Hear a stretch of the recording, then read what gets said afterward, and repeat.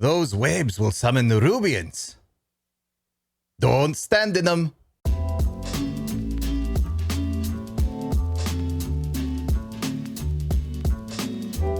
What's up, everybody, and welcome back to Sounds Good Makes Sense, a discussion show for the World of Warcraft player. My name is Devilor, and today I want to spend some time talking about the Season 1 dungeons for Mythic Plus in the War Within.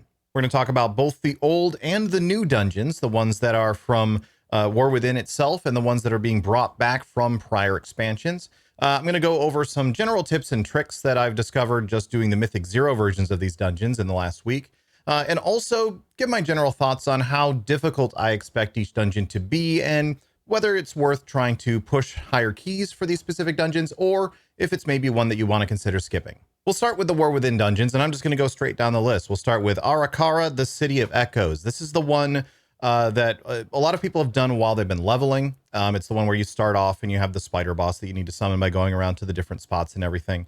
And most of the dungeon is pretty straightforward. And the fact that it was one of the leveling dungeons originally, all of them can be done while leveling now, but from the start of the expansion, this was one of the leveling dungeons that was available, means that a lot more people are going to be familiar with this dungeon than maybe some of the other options that are available. If they were leveling, especially like a tank or healer that was leveling by doing dungeons, a lot of those players are going to be more familiar with this dungeon. So there isn't too much really to say about this one. I will say on Mythic Zero, the end boss can be particularly tricky. There are a couple of new mechanics to it. Well, one new mechanic in particular, which is this like poison spray. It'll start to like spray out from either side of you in random directions. It will hit other players while it's spraying out from either side of you. And then either when it's dispelled or if it just falls off naturally, it'll send out these poison waves. And you do want to be careful with positioning on that. Obviously, you don't want to send those poison waves directly into your melee group or again, directly into another player.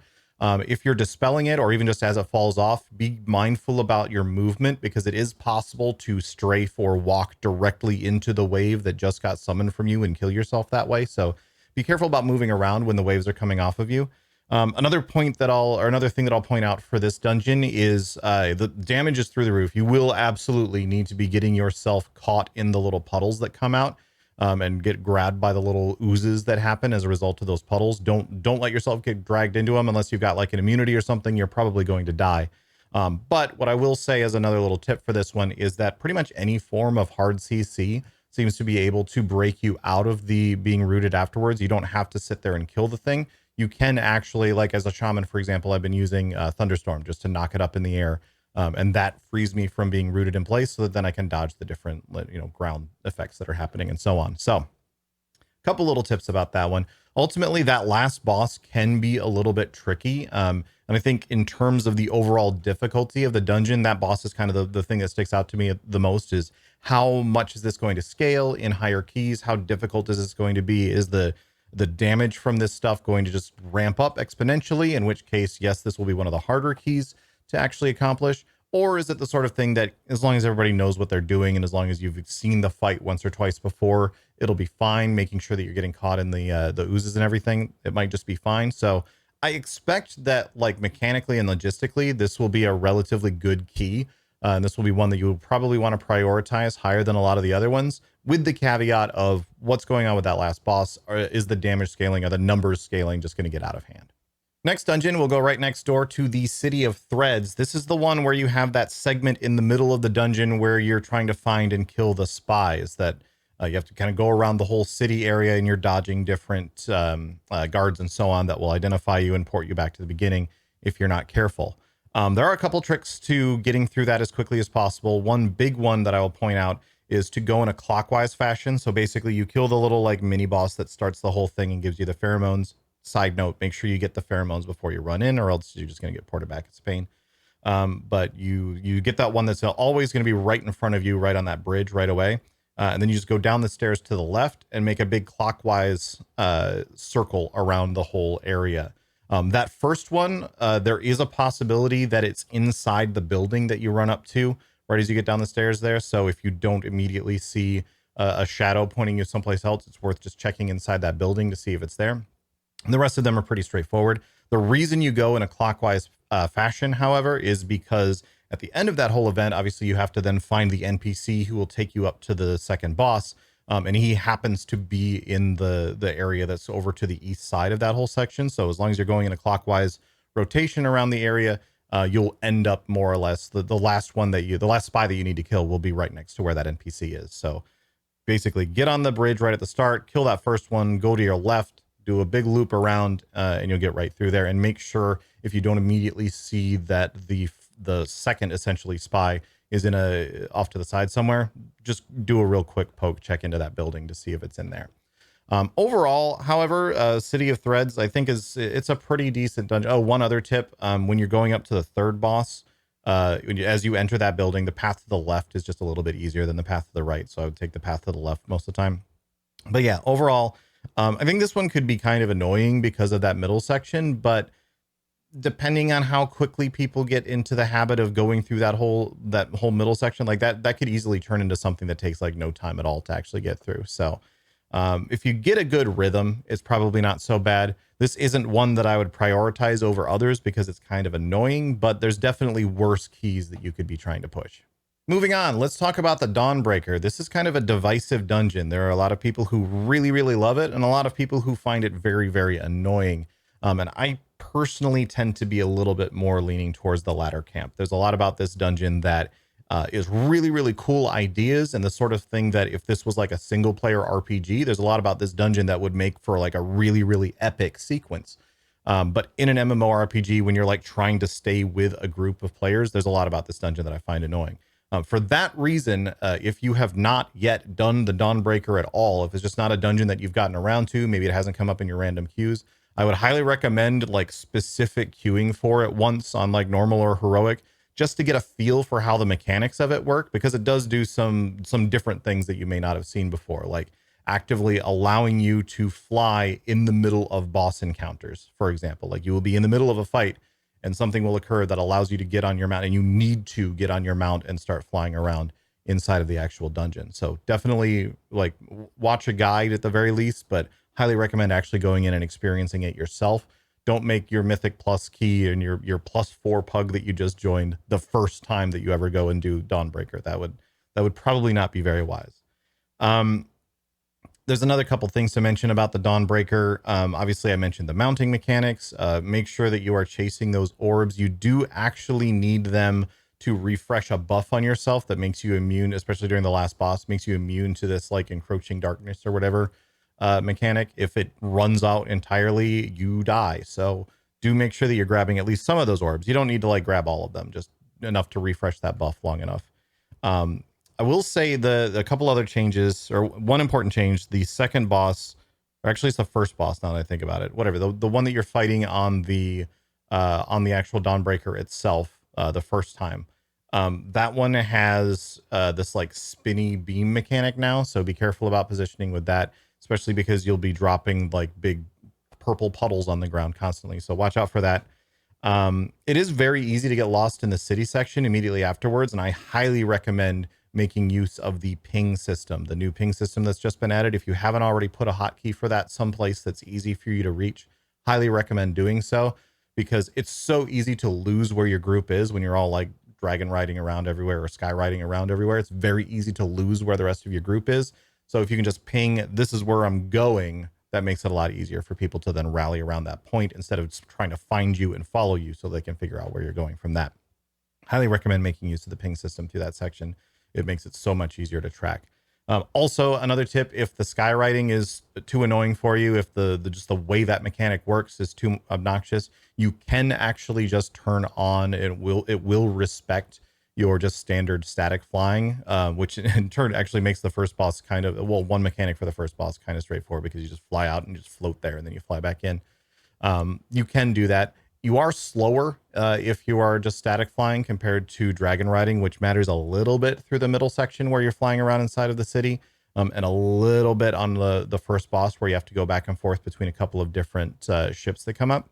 But overall, like that's still, you're still going to be, if you're going to be slower anyway because you're losing track of where everyone is, or because you're just having too much difficulty controlling it, then you can turn on static flight and make that a little bit easier for you. My gut overall on this one tells me that it's probably not going to be too bad in terms of time to clear and in terms of actual mechanics once people have a handle on it. But it is kind of an annoying dungeon in a lot of different ways. So it might be one that, depending on your group, either people are going to be like, heck yeah, let's go do Dawnbreaker because that's going to take us 8 minutes. Or let's not do Dawnbreaker because I don't feel like dealing with the flying mechanics. I think this one will be ultimately pretty divisive. And at the end of the day, it will come down to whether or not you are someone who enjoys the flight mechanics of it or find them annoying. If you enjoy the way that you path around the dungeon or you find it annoying, it's going to be it's going to be either or for you. Personally, for me, this is one that I will deprioritize slightly, but I'm not going to be so upset by it that I won't do it if there's a worse key is the only other option. Last on the list from the War Within specific dungeons is the Stonevault, and this I expect to be a really, really good key. Like, the Stonevault is just a really good, standard, well put together, like, there's nothing particularly overly fancy about the Stonevault. It's just a good dungeon. It plays really well. The trash pulls are really straightforward. There's some interesting things going on in the trash pulls. In fact, I expect the majority of optimizing this dungeon to come down to, are you properly interrupting or stunning or doing whatever else needs to be done to stop certain casts from occurring in those trash pulls? The bosses are all pretty straightforward. I will say there's a couple of mechanics that you may not have really experienced if you've only done it on normal or heroic so far that you will need to pay attention to in Mythic Plus. The first boss, you're going to need to use those like beams that come out from him to destroy the spikes that come up out of the ground. Otherwise, he will live long enough that you will get a big damage spike. When it uses, I forget the name of the ability, but there's an ability that it uses that destroys all those spikes and does a ton of damage, unless you've already previously destroyed them. So you are going to want to make sure to clear out those things. You're going to need to be making sure that you are killing all of the little ads on the like elemental, the purple elemental boss. I forget his name off the top of my head. Otherwise, he's going to get a big shield that's going to make him annoying. The two, God, what are they called? The two stone speakers, I think speaker is just the term for them. The two guys that you go and kill off the side, where there's two of them. That's the boss that I'm talking about right now. The speakers. That one you're going to want to make sure to kill both of them as close to each other as possible. It's something that hasn't really mattered in normal and heroic mode because when you kill one, the other one dies pretty shortly afterwards anyway, but they were going to have a lot more health, especially on higher keys. And when one of them dies, the other one starts channeling this big AoE and deals more damage itself. So you're going to want to try and keep their health relatively even. It's probably not the end of the world if one of them dies a few seconds before the other, but you are going to want to try and split your DPS. And it can be difficult on that fight because they move around a whole bunch, and sometimes you just aren't able to hit one of them. So you got to be mindful not to kill the other one and have the first one come back at 50% health or something, and then you're dealing with that whole thing throughout the rest of the fight. And there is one change for Mythic that I noticed on the last boss in the Stonevault, which is, so he has the mechanic where he gives you corruption and you need to run over to a portal to purge that corruption out of yourself. It will like actually like vacuum the corruption out of you into the portal. On Mythic, when that happens, the portal also moves. It will like despawn and move to another location. So only one person can use each portal at a time. For me, this actually ends up making the fight almost a little bit easier in some ways because it means that all the big like void zones that end up on the ground, you're less likely to have just completely accidentally covered up all of the portals and then have to run through that to get to one to clear stuff because the portal might move someplace else. But then again, on the flip side, it also might mean that where all of your puddles are is where one of the portals moves to. So just be mindful of that. I don't expect it to matter too much on most keys, but as you start getting into the higher keys where you might need to clear that corruption in order to not just straight up die from the damage, it will end up becoming a factor. But like I said, overall, I expect Stonevault to be a pretty high priority key. Like that's just going to be one of those standard, like, yep, this is the straightforward dungeon that we can just plow through and get it done. This is actually like Stonevault is actually probably my highest priority key for season 1, just going into it. So that's all of the War Within dungeons. Let's move on and talk about some of the dungeons that are coming back from old expansions. There are 4 of those, as have been in previous seasons. Now I'm only going to only go over major changes and like some reminders of important mechanics for each of these. A lot of these dungeons, there have been like some pretty significant changes to like some of the trash packs or the way that they're laid out, or sometimes there's just different mobs entirely. I'm only going to mention those in cases where when we were going through these on Mythic 0, we noticed something that was important about those changes. Otherwise, just expect there's going to be some changes to each of these dungeons in terms of like specific layouts and stuff. And we'll start off with Mists of Tirna Scithe. I actually have never learned exactly how to pronounce that term. Mists from Shadowlands. So this is the one that has the puzzle in the middle that a lot of people either loved, like I enjoy the puzzle, but a lot of people really hated it. Couple important things to note about this one. First of all, reminder of the depleted anima seeds after the first and second boss. You can click on those. That will give you a respawn point if somebody dies, so that if you need to release, you're not running back all the way through the entire instance. I don't know why this instance specifically requires you to click on those to put those respawn points in place, but they're there. You can click on them if you need it. Obviously, you're hoping to not die in a Mythic Plus anyway, but you know, sometimes it happens. There are a couple of one shortcut and one like side room that used to require Night Fae Covenant to be able to open up. Now it seems like it's basically, I think the list was Herbalists, Night Elves or Tauren, and that includes the High Mountain Tauren, or any Druid can actually open those up. Any Herbalist over, I think it's 25. Any Night Elf, any Tauren or High Mountain Tauren, or any Druid can open up those passages. So that first one, especially right off the bat, where you get to skip like 3 or 4 trash pulls, that's the one that if anyone is any of those things, you can click on that and move right through there. Talking about the puzzle itself, just a reminder of how this mechanic works. It's unchanged, at least seems to be unchanged from how it was in Shadowlands, but essentially you're looking for the one icon that has something different. So you have like the 4 little podiums, you walk up to them and it will show you, as you're standing next to it, it will show you some sort of symbol. And you are looking at all of these different podiums and finding the symbol that has something different about it. There are 3 things that can be different. It can be either a flower or a leaf icon. It can be either filled in or empty. So like either it's fully colored in flower or it's an empty flower that's just like the outline of it. And it can have a circle around it or it can have no circle around it. Those are the 3 things to be looking for. So if you run into a room and there's a flower with a circle, there's a flower without a circle, there's a filled in flower without a circle, and there's a leaf that's just the outline of a leaf. The leaf is the one that you're looking for because it's the only leaf in that thing. Or you might be looking for the only one that's filled in, or you might be looking for the only one that does or doesn't have a circle. You get what I'm saying. For me, this is a puzzle that I just enjoy doing. It's the kind that my brain, just the way my mind works, it clicks for me very quickly. And I'm usually able to tell very quickly just on my own which one to actually go through. And especially when I'm playing a healer, which is what I'm currently maining in the War Within as a Resto Shaman, it's something that I can easily just run around and check the different things while the rest of the group is fighting the trash. You know, I'm tossing out heals here and there, but I don't necessarily need to be looking at things, and I don't necessarily need to be doing hard casts the whole time. So I can go around and figure out which one's going next. And again, the ping system is very helpful here. You can just ping which one you need to go through at the end. I like doing it manually. If you don't, there's a bunch of weak ores and stuff that are available, different add-ons and so on that you can use that will basically solve it for you. I find that kind of lame, but if you find the whole puzzle to be kind of lame, then is it really that lame to not do something that you think is lame? I don't care. Do what you want to do. The option is there if you want to take it for the easy solve. I don't use it, but that's just me. As far as whether or not this is a key to do or not, it really, to me, it comes down to how annoying do you find the puzzle. If you don't find the puzzle to be annoying, this is a pretty good key. It's a pretty straightforward dungeon. It's not too long, and you can kind of plow through it pretty easily. And most of the trash pulls are pretty straightforward as well. They're like kind of already grouped up, so you don't need to do too much like trying to drag things around corners and so on. So this is a dungeon that I like to do, but if the puzzle is annoying to you, this might be one that you deprioritize a little bit. Also returning from Shadowlands is the Necrotic Wake dungeon. This is the one that's based in Bastion, but it's full of like demons and stuff. So people tend to forget that it's based in Bastion, but it's based in Bastion, where you have like the Abomination boss right at the start. You have it's that one. You fight the not Professor Putricide. I forget what his actual name is. Like most of the way through, 4 bosses in total that you need to get through in this one.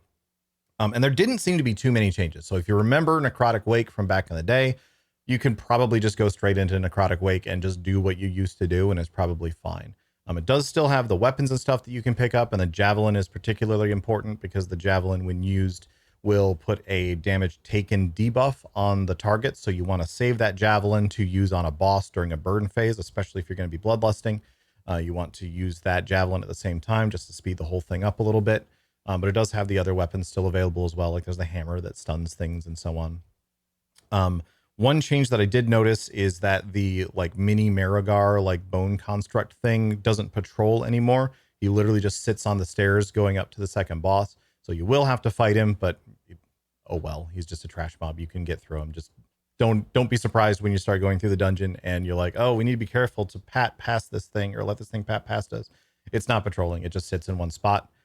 That does still have the robots that you can activate sitting around as well. I'm not sure how exactly you activate them. If anyone knows, please go ahead and leave me a comment. Let me know. I'm very curious how those are actually activated. I couldn't find anything about it when I was looking it up online, trying to do research before the episode. These were ones that you used to have to summon your little Kyrian servant dude to be able to do something with, but it's not that anymore because you don't even have that ability going into this. So I don't know what it is. Hopefully there's some way still to activate those robots and let them do something. If you know what it is, let me know. Leave a comment. But overall, Necrotic Wake, I think this is going to be another pretty solid key. This is one that I expect people will be wanting to push more often than not. The bosses haven't really changed in any appreciable way, so it's pretty much the same dungeon it used to be, and it was a pretty decent one back during Shadowlands as well. So this is one that I kind of put up there with Stonevault as one of the keys that I will most likely be gravitating towards when we're trying to push higher keys. At the complete opposite end of the spectrum, we have Siege of Boralus from Battle for Azeroth. And I'm just gonna be honest straight out of the gate in this one.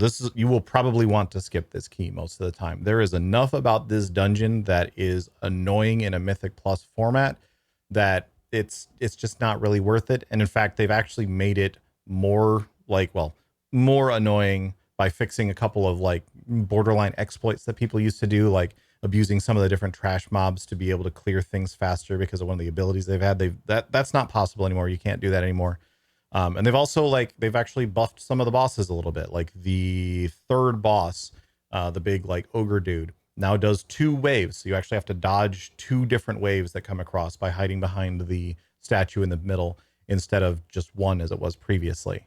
It does still have a lot of trash that runs at low HP, and there's a ton of trash around in this dungeon that you don't need to pull. So keep in mind, like, make sure that you're finishing those off or stunning them or whatever. Make sure they don't run off and pull additional trash, or you're going to be even slower going through this dungeon.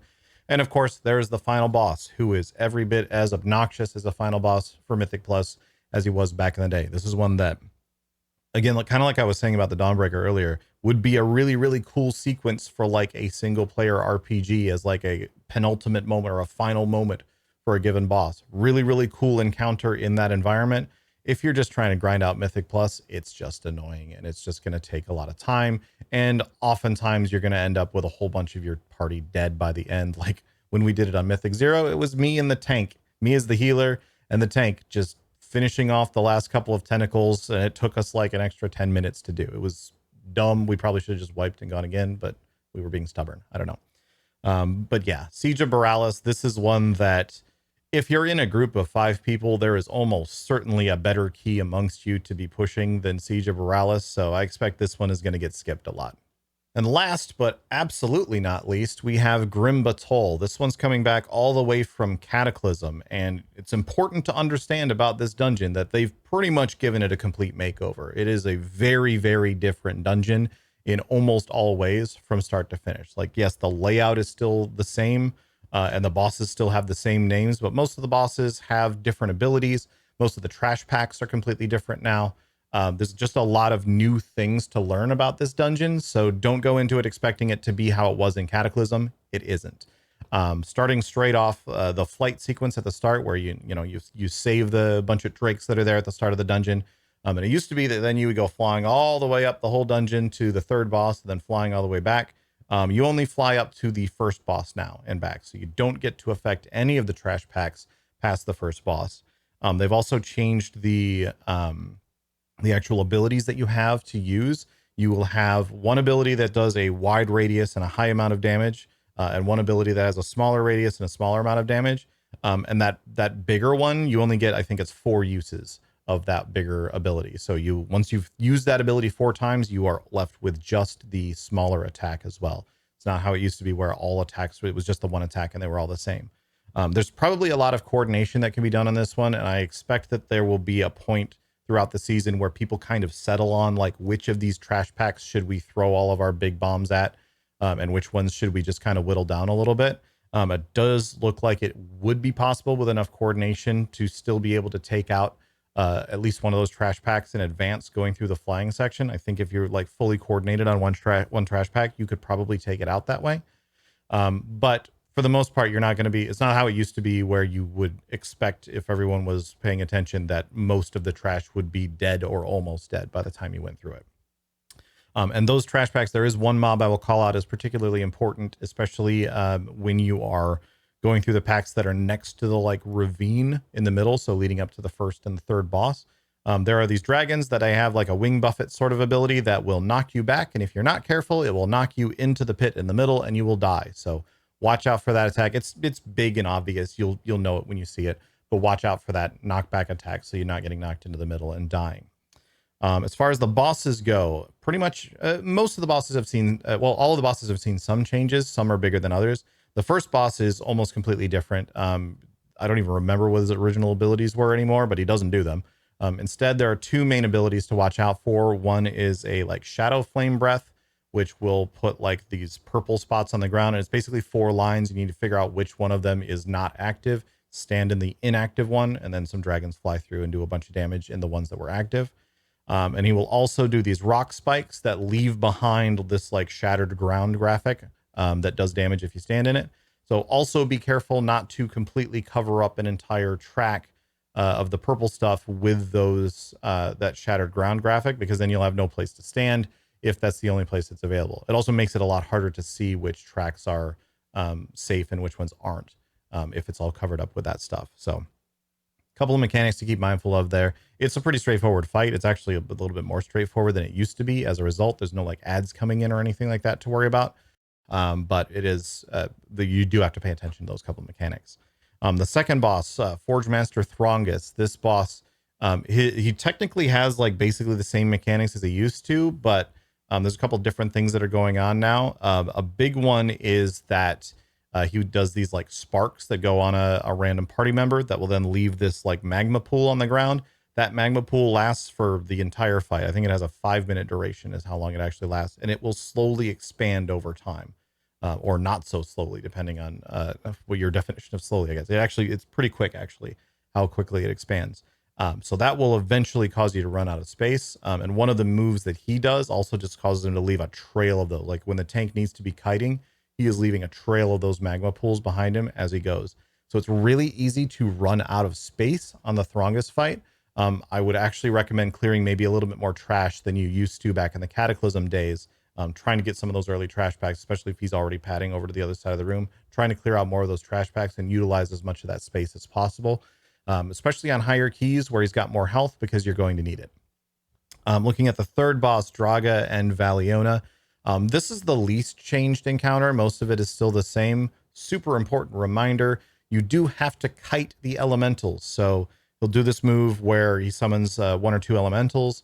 They will fixate on a random party member and start running towards that party member. If they reach that party member, there is a huge amount of AoE damage that goes out. So don't just, especially if you're a melee DPS, don't just run up to the elemental and start whacking it and expect that you'll be fine, because if he decides to fixate on you and immediately blows up, then you've just done a whole ton of damage to the entire party. And on higher keys, that will wipe you, especially because there is also a curse he's now throwing out that may have been there before. I don't actually remember if he had this back in the day or not, but it puts a healing debuff, like a healing absorb on players so that they cannot be healed. So if they're low on health and have 100% of their remaining health caught up in this heal absorb, they're very likely to die. The only other real change for that one, though, is that there's now these like fire tornadoes that are whirling around as well that you need to dodge while you're dodging all the other mechanics on Draga. You can decurse that curse, by the way. So if you're someone who's able to spec into a decurse, like me as a Resto Shaman, I can spec into having a decurse. That was very, very helpful for that one. And then the last boss in Grim Batol, Erudax, has had some pretty significant changes to this encounter as well. He no longer summons the big ads that come out and then like try to hatch eggs to spawn the little ads. He just spawns a whole bunch of little ads from time to time that you just need to group up and AoE down. They kind of whatever, they're not really that important. The 2 big important things for this, though, one is there will now be tentacles on the ground that if you walk into them, they will stun you. And the Shadow Gale mechanic that he does, which used to be like he would do an AoE in a spot, and then that spot would become the safe spot when he did an AoE for the rest of the room. It doesn't do that anymore. Now it's this like slowly encroaching storm that comes in from the edges of the room.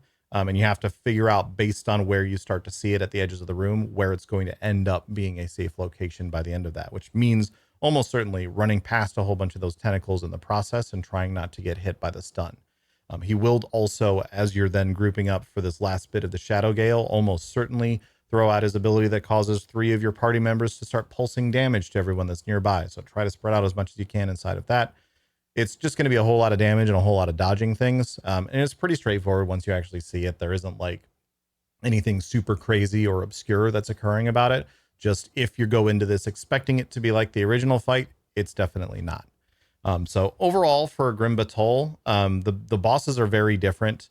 And I expect that by the end of the season, Grim Batol might actually be one of the preferred keys, but there's so much that's different about it. And it's not like this was a leveling dungeon. It's not like this is a dungeon that anyone's been doing outside of maybe doing the Mythic 0 version of it over the last week. There's going to be a lot of people who are not familiar with these encounters, and they'll be going into it for the first time right when season 1 starts, and they just, oh, I got a key for Grim Batol. I guess I'll go give that a try. How hard could that be? That was an easy dungeon back in Cataclysm. Well, it wasn't actually easy back in Cataclysm. You know what I mean? I remember that one from all the way back in Cataclysm. This will be easy. I totally know this dungeon. And then you get in there and you just don't, because it's just very different than it used to be. So for me, this is one that I will probably avoid for the first few days, unless I'm like in a group of like 5 players that we can all communicate with each other and I can let them know what's going on.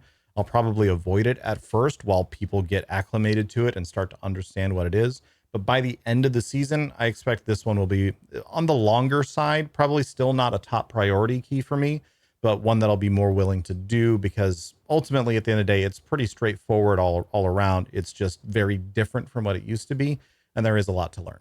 And that covers all 8 dungeons that are available during the season 1 period of the War Within. So hopefully there's some interesting insights in there. And if there's any important tips or anything that I've missed, please do leave a comment so that other people can read that. If there's just something that I didn't understand correctly about a fight, or some super sick trick that you thought of that I haven't, please do leave a comment. Let's share that information. I'm going to move on. Let's start answering some questions. We got a bunch of questions in this week, which is great. I always love that. Please do send in these questions. It's so great to have questions and be able to respond to what people actually want to hear about.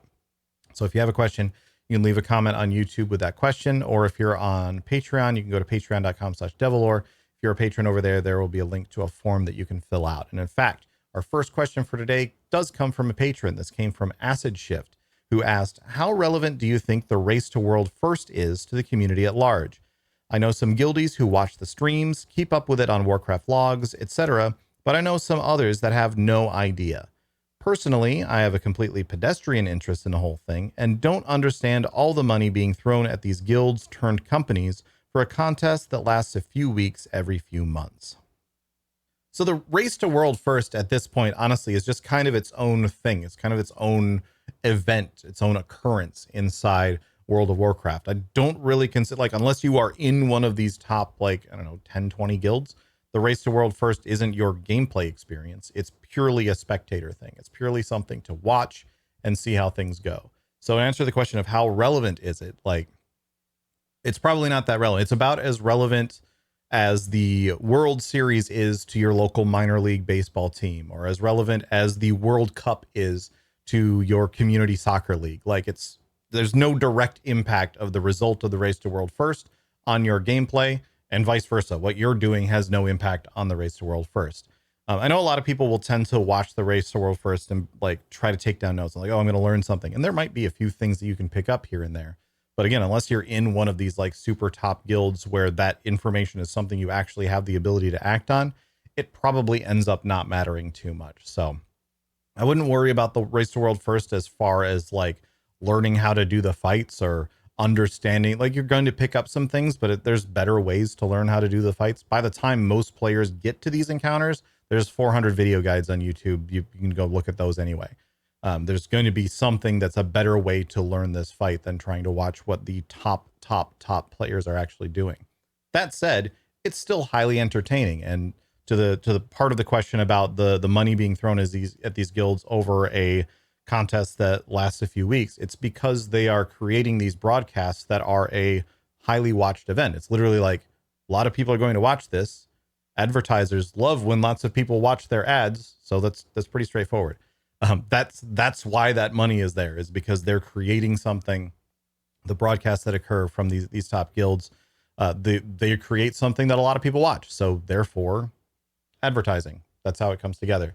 It's not like people are going, you know what we really want to do is we really want to spend a lot of money on a guild doing a game really well. Like there's always that extra question. Like functionally, that's what it is. But there's always that extra question of what is the viewership value here? What is the actual numbers that are going to come from this? And the reality is a lot of people enjoy watching top guilds go at the new raids and seeing how fast the top guilds can complete it.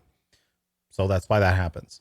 I am glad that the WoW community as a whole has started to get over the whole nonsense of like, oh my God, I can't believe the raid got completed in a week. What garbage? Because they've like, it's just been happening for so long that I think people are finally starting to, just in general, like the average player has finally started to realize that the fact that Echo and Liquid are able to clear this in under a reset has zero bearing on what the vast majority of players are going to be doing. Like you are not going to clear the new raid in 2 resets on Mythic difficulty. You're not going to. If you're the vast majority of players, that's a months long endeavor to be able to pull that off, if you even ever clear it on Mythic at all. So I'm glad to see that at least is becoming less of a thing these days, because it just always kind of stuck in my craw a little bit, which is a phrase that I literally never say. I don't know why that was the phrase that I said right now, but it's something that always irked me a little bit when people are like, oh, this raid was too easy because it was cleared so fast. Like,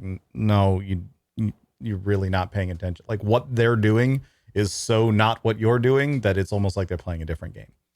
And in fact, that's a lot of reason why I think a lot of people find it so interesting to watch the Race to World first, is because it's one of those like, yeah, let's see how fast a guild can really go when they pull out every single stop and do absolutely everything in their power to advance themselves to the point where they can actually do this stuff. Okay, what happens if you do have 2 of every class available and fully geared as much as possible so that you can swap around everything as much as you like? What happens when that's actually a thing? What happens when you have all of the consumables for every single pull, no matter what? Like, it's interesting to see this stuff. And like, what happens when you're someone who is so, and like, I don't want to diminish the amount of skill that it actually takes to be a top raider either. A lot of people, I think somewhat correctly, say that a lot of it comes down to just the amount of time that they're willing to put into preparation and so on. And that's certainly true. It is time consuming in terms of preparation and so on, but don't shrug off the amount of skill that it takes and the amount of experience that it takes to be able to go into a fight that no one has really beaten before,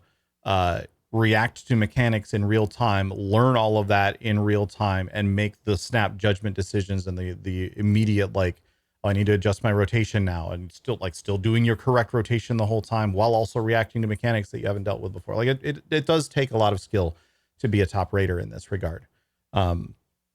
Anyway, that's pretty much my thoughts on the Race to World first. I'll probably end up talking about the Race to World first just in general in a more detailed sense at some point. Like it feels like the sort of thing that would be a good subject for a full Sounds Good Makes Sense episode at some point in the future. But as far as the relevance of it, that's kind of where I am with it. Is it relevant to you as an average player? Probably not. Is it interesting to watch? Sure. Yeah. It's every bit as relevant to you as a heroic raider as the Super Bowl is to your uncle who knows someone that went to Purdue once, like, that doesn't even make any sense, but you know what I mean. Sorry, I'm not a big sports person. I keep trying to make sports analogies in the middle of this whole thing. We're going to move on. Next question comes from Revolver on YouTube, who just asked, will you be creating a Mythic raiding guild this tier? And short answer, no. Long answer, no. Is basically where I'm at with it. I just don't have time for Mythic raiding. I've got too much else going on. There's too much else that I want to be doing. Creating content, like creating stuff like this. I would not be able to make this show and run a Mythic raiding guild. But just would not be able to do that. It was a huge, huge time investment. It was very difficult for me to keep up with it back in the day when I was doing nothing but WoW 24/7. And I've got more things going on than just World of Warcraft these days, so I just don't have time for it. I also personally, I find Mythic Plus and pushing higher level keys, like that's a style of play that I just enjoy a lot. And I would rather focus more of my time on Mythic Plus than go in and worry about the raids. Now I'll probably end up, doing some heroic pugs. Maybe we'll throw together a community night or something to do like heroic level raid at some point, but I'm not super worried about Mythic rating. That's not something I'm going to be focusing on for this tier. Always possible I change my mind in the future, but as of right now, Mythic rating, not really in the cards for me. Moving on, final question for today comes from Dead and Cold, who asked, if the community team is understaffed, would you go back to your old job if Blizzard offered? So this is in reference to something I said in last episode where there was a question about Blizzard's communication. And I mentioned that I'm pretty sure the community team has always been understaffed. Like the entire time I was at Blizzard, the community team was understaffed for everything we were being asked to keep up with. And I'm pretty sure there's fewer people on that team now because like of all the layoffs and stuff that's happened. And there are more products and projects for them to be keeping track of because there's so much World of Warcraft going on these days. So I expect that understaffed issue that I experienced when I was working there to be even worse these days than it actually was back then. As for the question itself, would I go back to my old job at Blizzard? Depending on the job and the offer, yeah, totally. Like I left Blizzard under good terms. There was no like, screw this place, I'm getting out of here sort of nonsense or anything like that. Literally, people keep asking me about it because they want there to be some form of drama. There isn't any. It came down to a career move where an opportunity opened up for me at a different company that was going to pay me a lot more and put me in a leadership position. So I took it. That's literally all that it came down to. So would I go back to Blizzard? Yeah, absolutely. I have no hard feelings towards Blizzard whatsoever. And I hope they have no hard feelings against me either. I feel like we parted ways on good terms. I would absolutely go back. If it came down to it. Community management is something that I enjoy doing. I haven't been actively applying for positions or anything like that recently, just because I'm leaning into the whole full-time content creator thing. I want to give this as much of a go as I can for it these days. But who knows? Who knows what the future might hold? And just, I guess, generally to answer the question, mostly I wanted to answer this question just to clear up that there's no bad blood. Like I haven't sworn off Blizzard as the devil and I would never work there ever again. It's nothing like that at all. It was literally just, I got an opportunity that I felt like I had to take.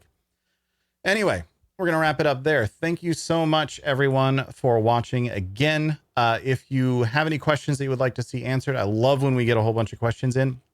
So if you have any questions you'd like to see me answer, please do leave a comment here on the episode. Or if you are a patron, you can go to patreon.com/devilore.